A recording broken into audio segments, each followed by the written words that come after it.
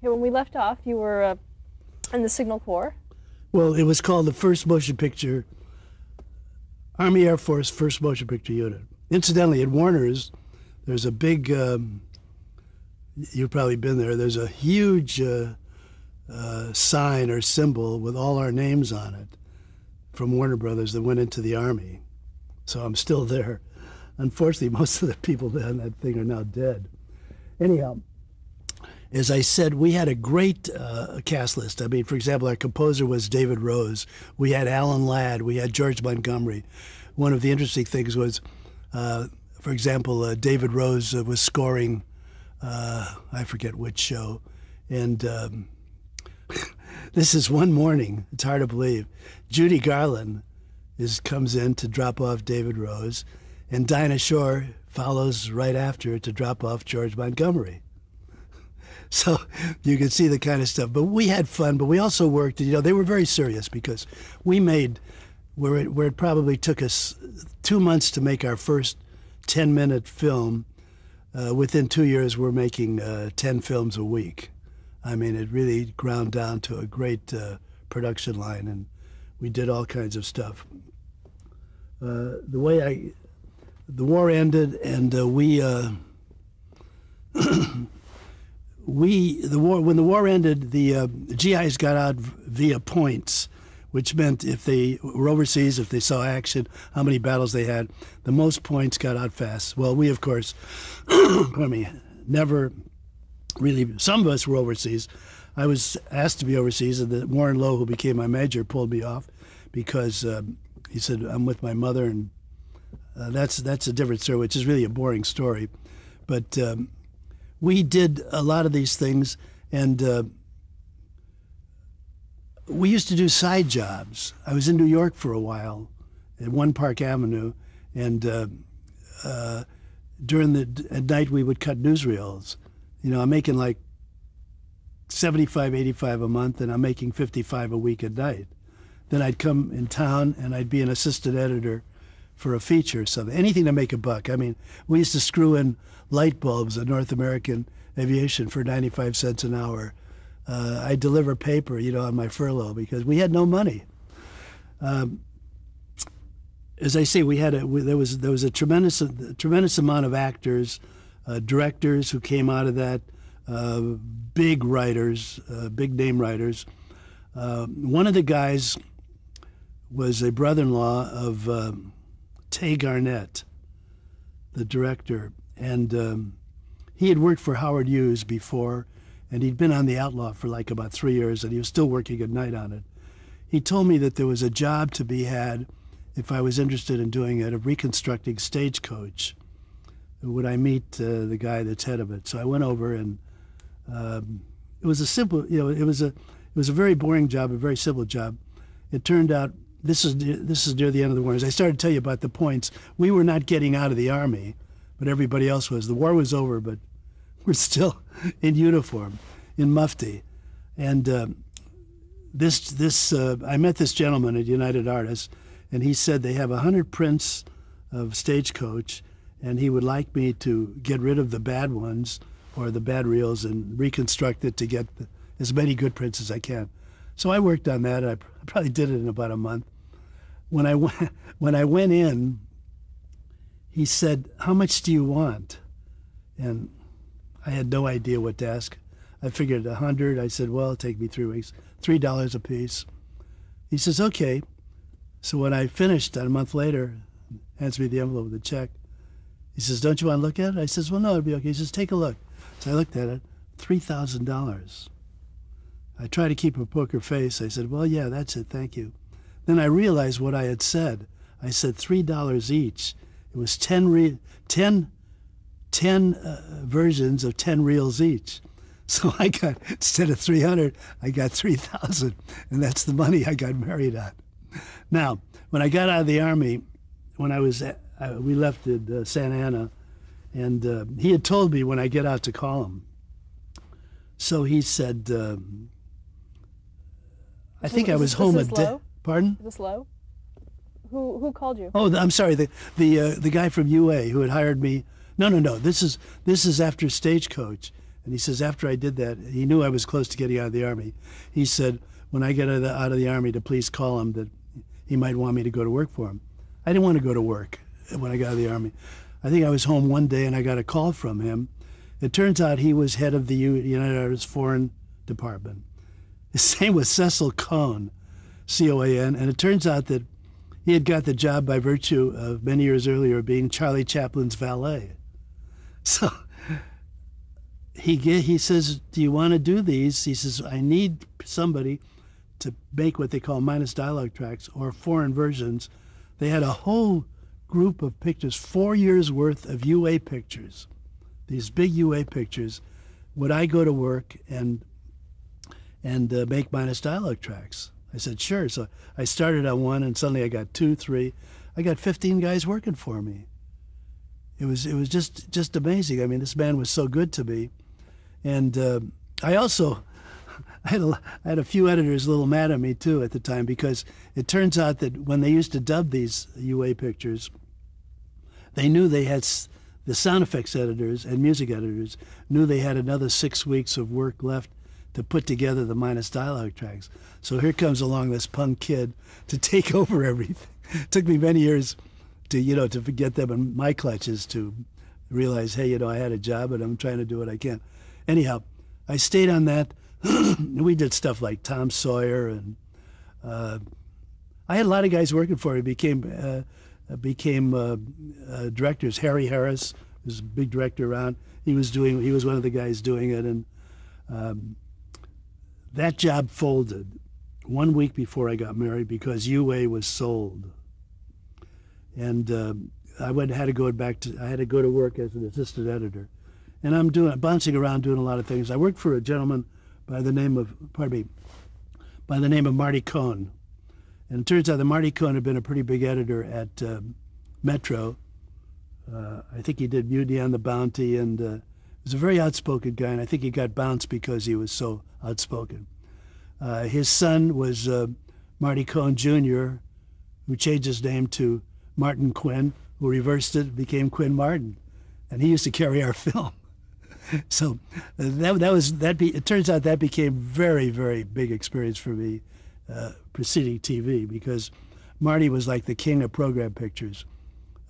Monogram, Allied Artists, I think even Republic. Not Republic. Some of these producers had contracts to do 6 or 8 films a year, and they couldn't be over 60 minutes because they were program pictures and they were the second feature. So I learned this man, boy, was like, he and Warren Lower, they were gold as far as my career went. And eventually, this guy was so busy that he would leave and he would ask me to finish the picture. And then he would leave earlier, and pretty soon I'm co-editing with him. And then finally, some of the producers are saying, and he's pushing me to cut some of these. So I cut some of the early shows, like there was a company called Lippert Productions, and there was another company called Esla, which were the Picker brothers. Turns out their father owned a chain of theaters of about 500 back east. Esla was E-S-L-A, Eugene, Sidney, Leonard, and Arnold Picker. So the first show I edited was called Omu Omu the Shark God, which was a Herman Melville picture. And the director, I think he had been blacklisted, and it was the first thing he'd ever directed. He had been the dialogue director teaching Larry Parks how to do the Jolson story. And he did, to this day, I don't know what credit he got, but he wouldn't give his real name. But he had never directed before. And from an editing standpoint, remember, I had never edited a picture before. He comes in to me and he says, I like a lot of overlaps. He says, so overlap. So I'm cutting this and I'm going crazy because I know there are times I shouldn't overlap. And I looked at my first cut and I thought, God, this is awful. I called in a friend of mine, Paul Landris, who became a director around town. And he had been cutting for Lippert. I said, Paul, how is he? He says, God, that's awful. He says, why are you overlapping so much? I said, because the director told me. He says, well, forget the director. He says, do what you want. So anyhow, within about 8 weeks, I finished that show. I cut the sound effects, I cut the music, and I did another version. We worked every weekend. And incidentally, my assistant on these few shows was a woman by the name of Kay Rose, who became a top sound editor, won a couple of Academy Awards as a sound editor. And so I did that. I did a show called Motor Patrol. I did Treasure of Monte Cristo, Apache Chief, yeah, this whole radio. And then suddenly I'm called in to do pilots. Now, in those days, when TV was first starting, a lot of people that don't or didn't realize this, the MPAA, or whatever they called it in those days, gave the TV producers a break, and they allowed them to hire the IA crew members for 3/4 of the rate until they got going. So in those days, the editors made $221, and the TV editors, if they accepted it, and of course I did because I'm starting, made $166. So I did all kinds of pilots. Wild Bill Hickok, couple of talk shows, Jimmy Fiddler. I'm lost. But a series of pilots. Then I got into doing audience participation shows. I did Ralph Edwards' Truth or Consequences. Can you talk about that? What did you do in that program? Well, I was the editor on Truth or Consequence. Mm-hmm. I was the editor on 2 of them. Bud Mullen was my assistant, incidentally. In those days, they had no, there was no such thing. I don't know if you know what a monster is, but there were 4 cameras, and we cut them with the moviola, and it would take us 3 days to sync up the dailies. It turns out that the guy that was the director, the cameraman, in trying to save money, would literally, with the 4 cameras, would stop in the middle, replace his camera, and continue on without a slate. Well, it was like watching a football game and taking the reverse shot and losing the ball, because even with me and my assistant, it took us 2 to 3 days to sync dailies. And eventually, this guy was fired inside of 2 weeks, this director. And the new director came in and wiped out the crew instead of me. I'm sorry, I didn't mean that. He wiped out the crew, including me and Bud. So then I I think I cut a couple of Lone Rangers. Can you talk about that? Well, there's really not much to talk about. That was a very, that made me think that editing is easy, because they shot those in about 2 days, and there wasn't a lot of coverage. Did you go to the shoots? No, they shot those at some of the ranches, but I knew the guys. I knew Tonto and so Jay Silverheels. Jay Silverheels, right, and the other guy. Clayton Moore. Clayton Moore, right. Did they work well together? Yeah, they loved each other. And then I met a producer that I love very much. I'm sorry. On the Lone Ranger? Huh? On the Lone Ranger? Yeah. Was it Sherman Harris? No. Jack Shertock? Right, Jack Shertock. I'll come into him later. And then I got the Linkletter show. I did People Are Funny, Life with Linkletter. That was a great job for me, because they would shoot the stunts at night, the Linkletter show, and a lot of times I'd be in the audience, and he wouldn't have the right guests, and out of the blue I become the recipient. So I got bikes, and I got a couple of other things. My kids were I just been married, and my kids were beginning to come around. I'd been married a couple of years earlier, and they would shoot hypothetically about maybe 14 weeks. And when I cut this stuff, I would cut them, I would take the sequences, I'd line them up on the rack, and I'd label them. And then they would give me a schedule, and there'd be a schedule for, like, say, 22 shows. So I had Linkletter, he'd do all the ins and outs, and I would pull out the stunts, cut away to the audience, another stunt, time for commercials. Now I got into directing commercials. Then they say, we need a director for the Jolly Green Giant. That's how I started directing commercials. So this was for the Linkletter show? The Linkletter show. I only did a couple of those. So then we had, while doing the Linkletter show, the guy that was the director of that, a guy by the name of... John Goodell? No, John Goodell was the producer, but there was a director of... George Fox? No, I'll come to that. Anyhow, he was going to direct a picture with Ivan Tors, and he asked me to cut it. My first big feature called The Glass Wall. So I turned this job that I was doing. Before I did that, I was also doing a third show with Linkletter called Linkletter and the Kids. And what we did is he would shoot 7 shows on an afternoon, and then to save money, I would actually, there were 2 cameras, I would cut it by virtue of the track and putting the negative in a sync machine. And I rented George Fox's cutting room. That's how he came into it. But during that period, I'm glad you brought that name up. During that period, and I'm doing all these multiple things, I'm thinking, why the devil didn't someone come up with a multiple head moviola? So I talked this over. George Fox overheard me, and he says, well, I don't need them. He says, do you guys need them? I said, well, there's several shows going on. I knew they were doing a Blackie something over at Fairbanks, and there were several multi-camera shows. And he says, well, he says, if you'll guarantee to use it, he says, I'll pay for it. So we had one made, took about 3 months, came in, and God, it was a godsend. Now, Danny Kahn, who is the editor of Lucy, has been a friend. We were in the Army together, and, you know, he's been a buddy of mine for many, many years and still is. And we were on the same lot. Rather, I was at CFI and he was at General Service. And I called him, I said, you got to see this thing. I said, you're going to save yourself work. I said, he says, shall I bring Desi? And I said, yeah. So he comes over with Desi, and they flipped out, and they bought 2 of them immediately. And I read sometimes where Desi took credit for this, which is not true. So the first one was built for you? It was built for me, yeah, actually, because Lucy was going with, George Fox was sort of involved. They had some screwy system where mag tape had come in. So we were all upset because we couldn't read the track, because on sound film where you could read the track instructions.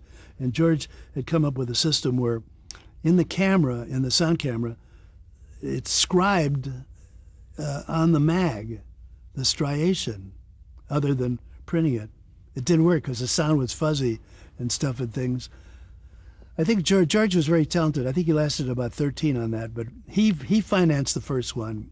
And then while I'm doing Glass Wall, and I was on that about 6 months, I got a call from the guy that had fired me 2 years earlier, a guy by the name of Al Simon. And he said, you know, Stanley, he says, you were fired, but he says, you really weren't fired. He says, we just threw off the crew. And he says, we're interviewing, Burns and Allen's going to go on film. And he says, we're interviewing. And he says, I'd like you to meet George Burns. Well, that was the same lot. Well, I flew over there, and I met George, and I was hired immediately. And I didn't even realize there were like 30 guys out for that job. And I was flabbergasted. And now I had a problem because we were previewing Glass Wall. So I had to maneuver that out of that one, which I did. And it wasn't too bad because it was just a matter of making a couple of last-minute changes. And on Burns and Allen was, looking back, was probably the high point of what I did, because I was with that show for 6 years, and we had as many as 6 series. I supervised, there's a difference between a supervising editor and a post-production supervisor. I mean, we would do shows. Now, the interesting aspect of Burns and Allen, which was McCadden, was except for Joan Davis, we shot the show without an audience. Joan Davis was shot with an audience. And that's the big difference between us and Desilu. I think Desilu was basically William Morris, and we were MCA. That's what I think. I'm not sure of that statement. But I think MCA filtered all their shows to George, and William Morris filtered all their shows to Lucy. So the way we did our shows, most of our shows were 2 cameras and were shot in 2 days, except for Joan Davis, which was a big rehearsal and shot in one night, you know, the way 3 cameras are done today. George Burnsdale, they'd have the table on Monday, and they would rehearse on Tuesday, and they would shoot basically Wednesday and pickups on Thursday. And the 2 cameras is really an augmented one. I mean, you know, a two-shot single, then you go back and do the other single. And I worked with some great guys on that. The first year was Ralph Levy, who was, at that time, there's probably nobody in television that had his name. He was the fair-haired golden boy of television. What was his style? What was his style, his directing style? He understood comedy because he was the director of the Alan Young Show, which is a big show, the Ed Wynn Show, the Jack Benny Show. He was Burns and Allen before they went on film. Because remember, Burns and Allen and all these shows were all Kinneys before they went on film. And ironically, in the second year of Burns and Allen, they decided to do Jack Benny specials, not Jack Benny half hours, big specials with Bing Crosby, Gary Cooper, and Ralph wanted me and the cameraman to be on this show, but Desi was going to do it. So we had to get okays from our union. So I cut all these six Jack Benny specials, and Bud Mullen was my assistant that eventually became editor of those. They were great shows. I don't know why CBS doesn't reissue them. One of the shows we did during Burns and Allen regime, we did a lot of pilots that didn't sell. One was, believe it or not, an Amos and Andy Variety Hour. That show was shot with Gosden and Carell, you know, the real people. And about 15 minutes into the show, without a cut, they went blackface. Really. And I remember talking to Carell's son, who's a director, and I mentioned that to him. He says, I never heard of that. I said, yeah. And I said, I have a 16-inch audio disc at home. The score was great. They had Diane Carroll she sang songs from Flower Drum Song, and just a great, at that time, the most expensive show that CBS has ever done. And they were sold. It was too expensive, actually. It was a great show, great variety show. So anyhow, we would shoot the shows with 2 cameras. Now, simultaneous with that, they were beginning to get into commercials. So they drafted me as director. And I'm directing all the Carnation, all the B.F. Goodrich, all the General Mills. Now we got people coming into us, bringing us spots. And I'm like spending 3 days directing, 2 days cutting.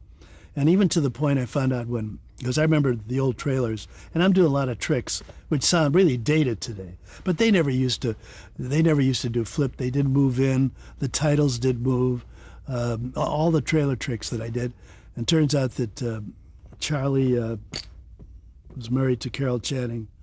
Charlie, whoever he was the agency rep of the agency, came over to me and he says, do you know that Kraft Music Hall with Perry Como he says, do you know that Kraft is kinning all our commercials and want to steal our technique? I was kind of proud of that.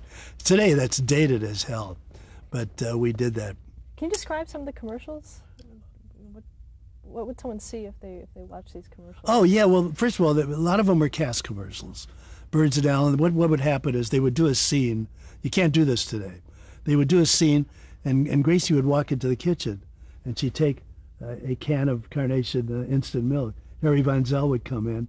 Whammo, there's a commercial. So you're shooting the insert, you're shooting Harry Von Zell, you're shooting.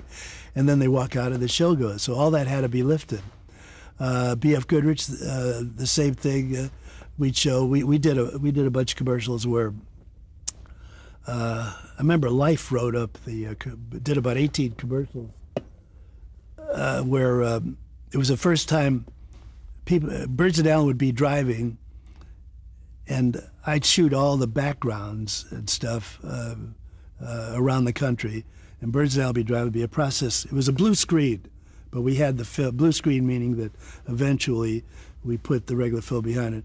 And while they were driving, the car would disappear except for the wheels and the steering wheel. And that was pretty pioneering at that time. So I got called back to Cleveland for the advertising agency, and a big dinner with Life. Life covered those commercials with about 6 pages. We did then MCA, who was strictly MCA, not Universal yet, but they had a lot of shows at, well, I'm not sure of that. They might have been Universal, because they had a lot of their stars would come in, and I did most of MCA's commercials. And I'm really getting burned out because I got the cutting room and I got that. And I don't know if anybody would recognize them. I mean, I've seen them. Somebody showed me some of them recently. They're very dated. I mean, they look terrible compared to Days, but that was a long time ago, 50 years ago. Anyhow, getting back to the two-camera technique, as I say, it's augmented one, two-shot single, then the other camera take the one. And as I said, we had Ralph Levy, and then when Ralph left, Freddie DeCordova came over and did them.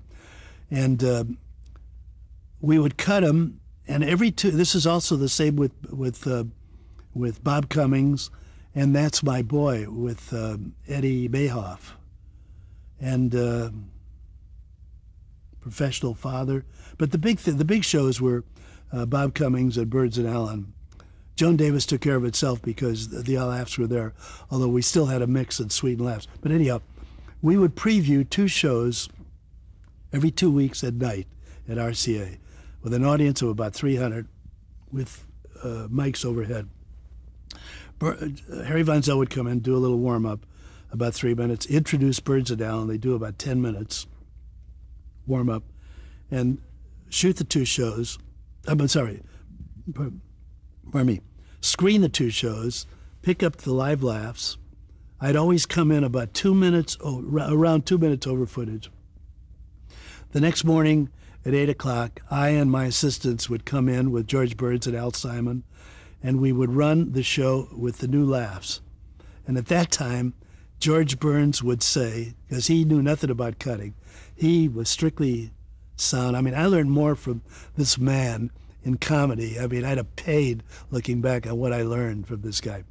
But he would say, there'd be a joke, and he would say, take out 12 people, add 50. What that meant was, to add means that I have to trim it down because the laughs did go over. If he says take out, in other words, he's adding and subtracting based on how the joke was. And then at that time, I would, based on those notes, I would cut the show, and nobody would see it till it went on the air. Now imagine that for autonomy.